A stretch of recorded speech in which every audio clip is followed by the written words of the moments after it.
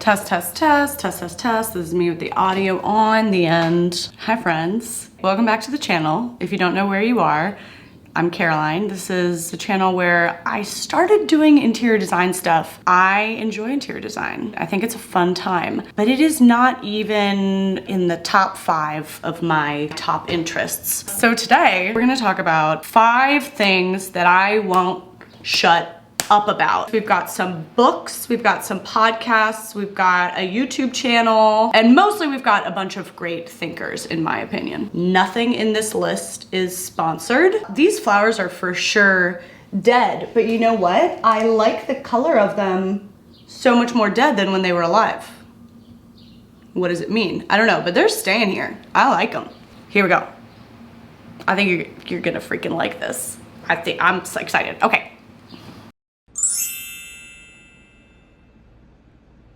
Ooh, this is a good one, girl. This is a good one. Adam Grant. Beautiful Adam Grant. Adam Grant, well, I will read you his bio, is an organizational psychologist and best-selling author who explores the science of motivation, generosity, original thinking, and rethinking. Yes, he is that, but he is so much more than that. A lot of his work is like around data and studies concerning like workplace culture, but he also just gets into the psychology of people, and that's what's so interesting to me. I would follow him on Instagram. His Instagram is great. You just get little bite-sized stuff. So here's like the work-related stuff. And he's a researcher, so all of this is backed up by data. Being too busy can make us unhappy, but so can being too idle. New data, life satisfaction in the US peaks at 2 to 5 hours of free time per day. Time poverty fuels stress and burnout. Time abundance undermines purpose and progress. The sweet spot is time affluence, having enough. So it's very actionable, bite-sized, backed up by data. Actionable because then you can reflect, do I have 2 to 3 hours of free time? 5 sounds like that's I don't know about that. It's easy to see how to adjust. But then what I really love are his posts that are more just like about people and growth and happiness and life. This one, so good, just read this today. Listen to the advice you give to others. It's often the advice you need to take yourself. Bitch, how did you know my life? I love to tell other people what to do, like I am right now. Everything I'm saying in this video is like stuff I struggle with. So, wow, that's a snappy one. Put it on a poster. Oh dude, here's a good one. An easy way to pick the wrong career is to put your image above your interests and identity. A motivating job isn't the one that makes you look important. It's the one that makes you feel alive. Meaningful work isn't about impressing others, it's about expressing your values. Girl, does it trap to me, I will tell you this. I say I relate to that a lot because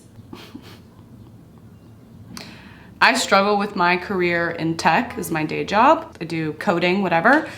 And before that I was an actor, right? And when I tell people that I'm a coder, I do computer programming, people are always like, oh wow, oh you're smart, oh da da da. And people didn't say that when I was an actor, but my intelligence didn't change between the two. And what they don't know is I'm really not a very good computer programmer. I'm not very good at it. I think I am smart, and it's not because I'm a coder, but that compliment has become addictive. And I'm afraid of giving that up if I were to ever pursue something else. Like sometimes I think about I have these other passions that don't seem as like impressive on paper. I'm a YouTuber, I'm an interior designer. No one's gonna be like, oh, you're a YouTuber? Girl, you're smart. No one's gonna say that. But I also know that I can't stay in a job just because of what it says about me. I'm very tempted by it and it feels nice. But that can't be what keeps you in a job, about what it says about you, what it says to other people about you. Yeah, so that's why I think I click on that one. Progress really happens in a straight line. It typically unfolds in loops. Day by day, it can feel like you're spinning your wheels, but if you look back on your trajectory over months or years, you can see forward movement. Major growth is the result of many seemingly minor turns. And then there's a picture, what it can feel like, what's actually happening. Love it, love it, love it. I love it. Just such sweet, succulent little tidbits. One of my friends and I are always Instagramming them to each other. Inspirational, motivational. I want to put everything he says on a poster. So I don't know. He just seems like a beautiful angel person. I love everything he says. It helps with work, career, professional life. It helps with personal growth, relationships. I would follow him on Instagram, and he has a podcast, which I like. I would give it a B. But it's the Instagram bite-sized stuff that I love. I think he's written some books. What are his books? I don't know. I'm illiterate.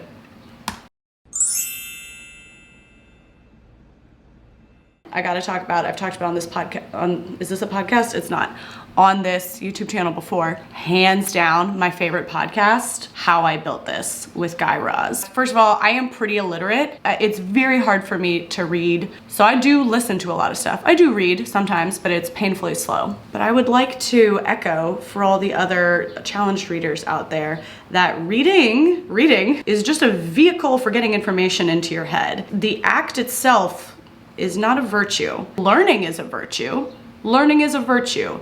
Having ideas, exposing yourself to stuff, but the vehicle to which it gets into your brain, it's not a virtue. That's like saying, what's important about this steak is the fork. No, that's just getting it to your face. You can use a spoon. If you have to listen to get the information in your head, if you need a podcast, if you need an audiobook. So that's what I'm gonna say to all the other people who aren't great readers out there.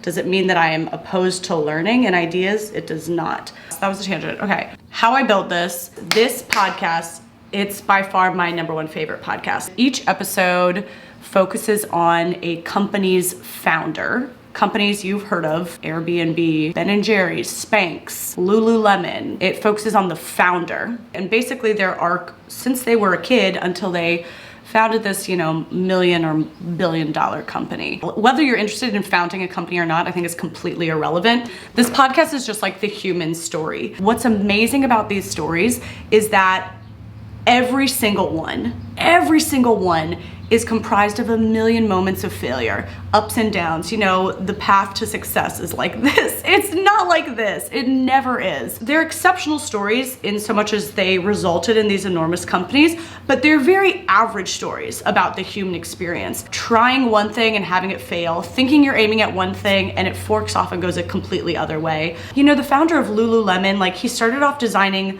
grilling shorts that you were supposed to wear was only while you grilled. I don't know. It didn't make sense to anyone else either. It's crazy. I think it makes it easier for me when I'm in a moment in my life that feels like the end or it feels like the bottom. It's very easy for me to see it now as just a part of the story. It's not my whole story. It's just a moment in the story. You hear the same theme of these highs and lows in these founders' stories. You hear it over and over again, and it's clear that it's a fact. It's a fact of human life, and it makes it much easier for me to live my life. It just brings me ease about my journey so that I don't have to worry about what the journey means. I can just concentrate on doing the things that are meaningful to me.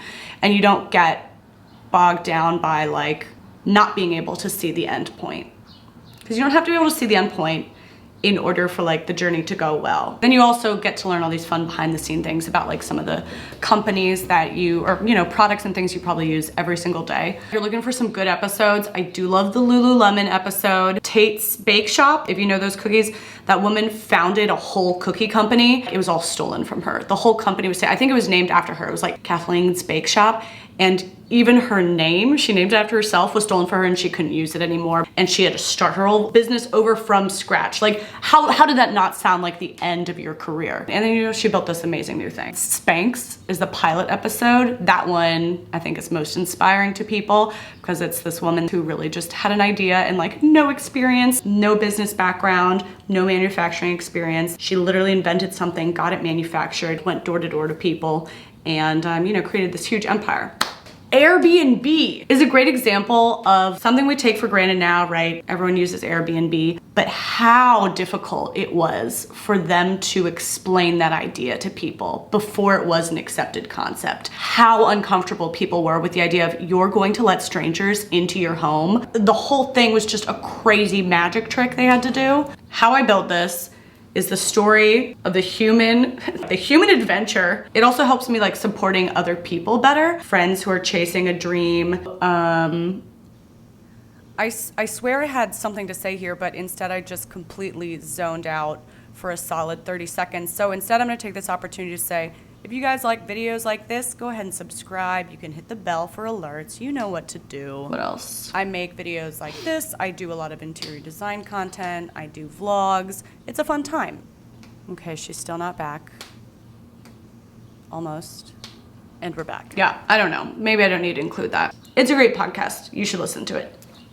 You should listen to it, is what I think. Okay. Okay, interior designers, listen up. This is something that people have been commenting at me forever, saying I would like Paige Wassel. Bitch, I've been following Paige Wassel since I found her on TikTok. Like, long time ago. You're correct. I do love Paige Wassel. I actually need that pen. And this is the deal. Paige Wassel is a prop stylist, but she also is just a very talented and thoughtful designer. I hope I'm pronouncing her last name right. Wassel? Is it Vassel? I've never heard it said out loud. But she has a YouTube channel where she talks about all things interior design. She's like a great critic, and not just critical, she like backs it up with the why. She does her kids' rooms really nicely. There's a lot of color and fun aspects to it, but it's not overwhelming. She does like home reviews of a lot of celebrities, famous home tours and Art Digest, whatever, and she'll kind of review their home, and it's very fun. Really easy to listen to. I learn a lot from her. So I did start watching her for interior design, and she's so talented at design. She's so talented. But I would say she's not even on this list for the interior design stuff. The greatest thing I would say about Paige, in my opinion, is that she's truly original. That's one of the rarest things you can find, especially among artists. But she's truly an original thinker. She's not afraid to voice a real opinion. This video may or may not piss some people off. I'm going to talk about the trends that I hated in home decor. What I love about interior design is bad interior design. Don't take it personally. That's a no from me. It just has to be said. You know, I lived in New York in the artist community for about a decade, working as an actor around theater artists, visual artists, musicians, every kind of artist. And it's kind of funny how rare it is to encounter people who are truly original. That's what's most inspiring to me. I think in life, those are the people I respect the most. We don't have to have the exact same design taste. First of all, if we had the exact same design taste, then it wouldn't be taste. If it's the exact same as somebody else, it's not your taste. You're just copying them. She's not afraid to say what she thinks, and that's amazing. When in today's culture where you're like not supposed to be judgmental, I love being judgmental, and it's just interesting and fun. Even the way she films her videos is so good. It's like these usual like long still shots. They're very calm. She has such a specific video style. I would say so much of YouTube, I've talked about this before, so much of YouTube is like very Disney Channel, right? On the spectrum of YouTube, if the standard is like Disney Channel, Paige is like indie film. And I feel like I'm somewhere over here. I don't know what a good analogy for me is. She is like this phenomenal deadpan. The number of times I've seen her smile is like maybe 6. Click that bell and give me a goddamn thumbs up. This is just for dramatic effect. Enjoy some positive vibes. I'm kidding. In some ways, I feel like her style is kind of British, just like her affect. It's kind of dry. Great design taste. She's really good at explaining like design principles, but mostly I just find her videos themselves to be art. If you haven't watched Paige Wassel, you should check her out. And now I'm a big fan.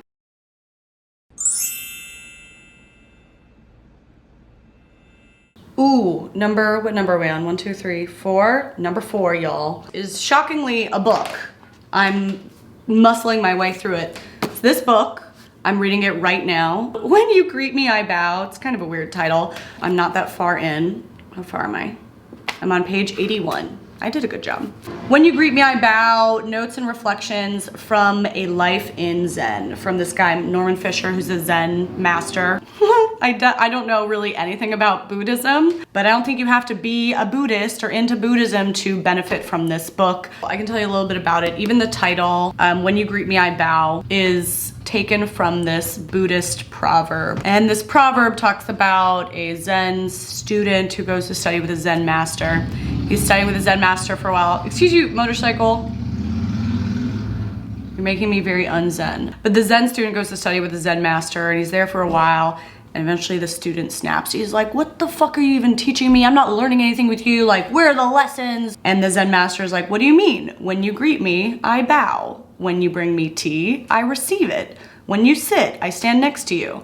And the point of this proverb is that that life is just like sharing these tiny mundane moments with people. It's nothing more than that. When someone brings you tea, you enjoy the tea with them. When your friend sits, you stand with them. Meeting people in the moment, meeting yourself in the very moment you're in. What is this tiny moment? It's not about taking a big fancy trip. That can be a nice thing to do, but even that trip is about the tiny mundane moments in it. And that's what like the happy life is. That helps me a lot as, you know, with a very busy, anxious mind, living in a very achievement focused culture, focusing on these little moments with my friends, with my family members. Like, these people aren't gonna be around forever. And to make the most of those moments, it's about like 11:30 on a summer morning where you get to sit down and eat a scone together. Like, that's it. That's the money.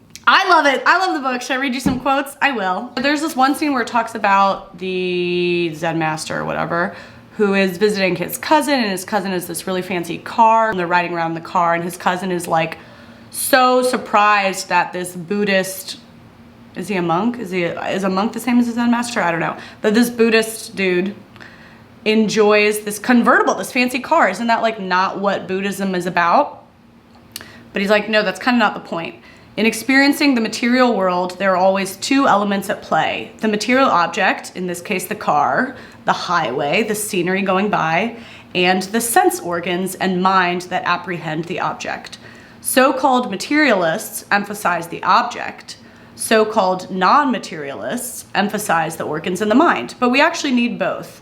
The key point, though, is that if the mind and the sense organs are acute enough, even a fairly humble object can bring a great deal of satisfaction.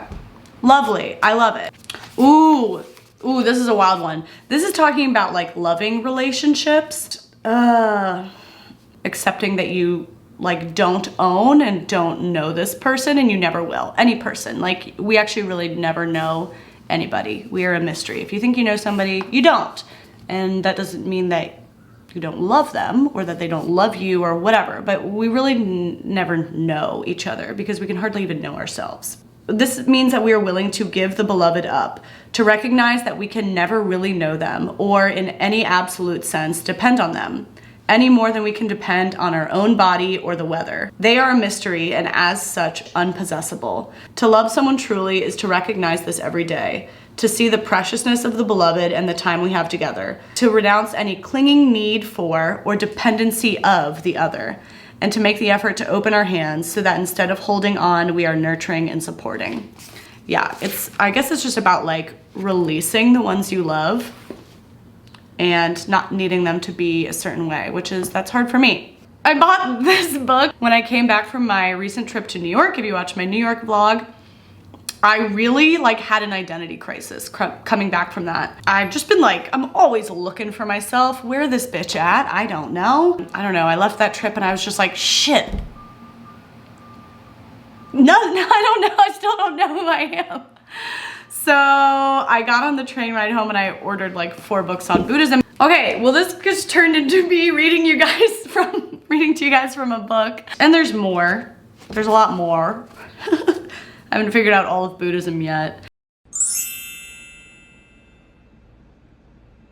Okay, number 5 on the list is another podcast, Peaking Podcast. Peaking Podcast, this is a podcast by my friend, Jessica. I've mentioned it once on here before, but I feel like her podcast is like the best friend version of the How I Built This podcast. I think I'm also doing a lot better at like knowing that it doesn't define me, this job, but it's not as easy as it sounds, because your job is what you spend so much of your time doing. It shouldn't define you, but I think it should align with you. And it's all about like low moments in life that bring personal growth and evolution. Peaking, those moments that feel like low moments, but they're actually when you're peaking, it's when you grow the most. There's some saying that's like, you don't learn or grow at all when everything's going well. You only have moments of growth when shit hits the fan. And her podcast is all about that. Does anyone have this figured out? If you have this figured out there, can you like write up some create some slides, give us all a little prezzo? Consultants sometimes abbreviate presentation to prezzo. That's a reminder of why I'm not going back into consulting. She's also just extremely funny. She's in the comedy community, does stand-up. Now we're just doing like Jess's roundup of everything she's been doing while she's been stressed and depressed. I haven't been depressed, but I've been crying. There's a difference. Okay, I guess that's all. Bye. Weird ending. Bye. She's also just extremely smart and uncovering the like struggle and journey that is underneath every person you could ever encounter. Peaking Podcast, check it out. My friend Jess, she's a good girl. She's a very good girl, I will say. All the stuff I shared with you today is super meaningful to me.